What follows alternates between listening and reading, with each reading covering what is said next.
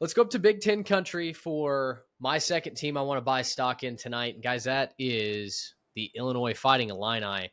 I was really impressed with Illinois. And if you remember at the beginning of last year, I was really skeptical about the Fighting Illini. I didn't think that Luke Altmaier was going to be able to turn around his turnover prone nature. I didn't know if I believed in the run defense for Illinois, and I was kind of proven right with that. But the rest of the defense really stepped up. They were sneaky athletic on that side of the ball, ended up having almost a top 30 total defense.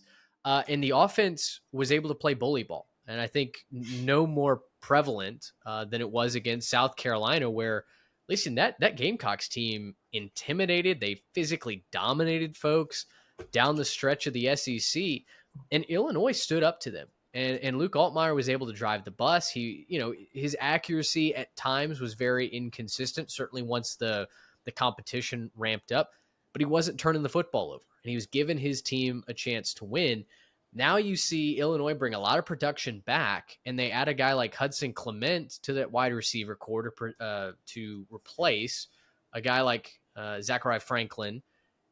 I'm starting to buy Illinois as a potential Big Ten dark horse. I think most importantly because Garrett, this schedule is very Hmm. workable. They play one of the main championship contenders in the Big Ten. That's Ohio State. Hmm. After that, here's their schedule: Western Illinois at Duke, Western Michigan at Indiana. Could be We'll tough. see. Could be tough in Bloomington. We'll see if Indiana comes crashing back to earth or Yep. not. I know a lot of Big Ten insiders are certainly expecting them to take a step back, but Sure. Kirk Cignetti's been defying the odds his entire career. So at He's a good coach. Indiana, they host USC for homecoming. We talked about that just a few minutes ago. At Purdue versus Ohio State, at Washington versus Rutgers versus Maryland, at Wisconsin versus Northwestern. Even if USC is better, even if Washington and Wisconsin take steps forward, like I would tend to imagine that they do, I think this is an Illinois team that could absolutely be knocking on 10 wins in the Yeah, regular season.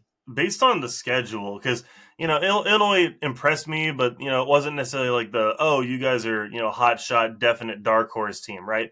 But I mean, looking at this, that's about as good of a Big Ten schedule as you can ask for, right? Sure. It's not bad. I mean, yeah, you got to play Ohio State. That sucks. Whatever, like that's part of it. You're gonna play somebody good in the Big Ten. But yeah, at Indiana could be a tricky one. And if I really want to try to convince myself of it, like if I wanted to be a real Illinois hater, I could maybe tell myself that like one of USC or maybe Wisconsin could turn it up and steal a win. That's 9-3. I really can't find 4 losses on this schedule, and that's like really trying to strain it too. I don't know that I can find more than two realistically, and I still think that game with Indiana is going to be one of those fun like end of September games that we get to put as our headliner and really key into that one. I mean, game day might show up. That'd be a lot of fun. Both these teams probably going to be ranked and highly touted at that point. So yeah, this is going to be a fun Illinois team, and we certainly know that Brett Bielema can get it done. We've seen him field good teams before. It's just about kind of finding the way to put it over the top and seal some of those big dubs, and he could go a long way doing that, even with the win over a team like Indiana, who maybe not as many people are expecting to still be that good, but is still a good program and just made the playoff. Like it's still a big deal to beat a team like that, even if they're not a traditional name or power. And so, yeah, I think you could have a great year for Illinois. And the best thing about it is, let's say that you stub your toe a couple times, you might be, what is that, 4-2, 5-2, whatever it is, heading into your bye week after Ohio State. You're probably going to cakewalk afterwards. Like you can build some real momentum going into the back half of the season and then into like championship week and a possible playoff berth. Yeah, if you read the SP Plus returning production from Bill Connolly for 2025, my two teams, Illinois and Texas Tech, third and fourth in returning production, Big deal.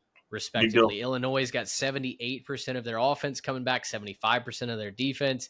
Tech has 68% of their offense. Taj Brooks, obviously a big subtraction there, but 82% of their defensive production. That is tops in the country. We've talked about returning production being a key indicator of success, especially in the portal era where experience and cohesion within a unit matters so much.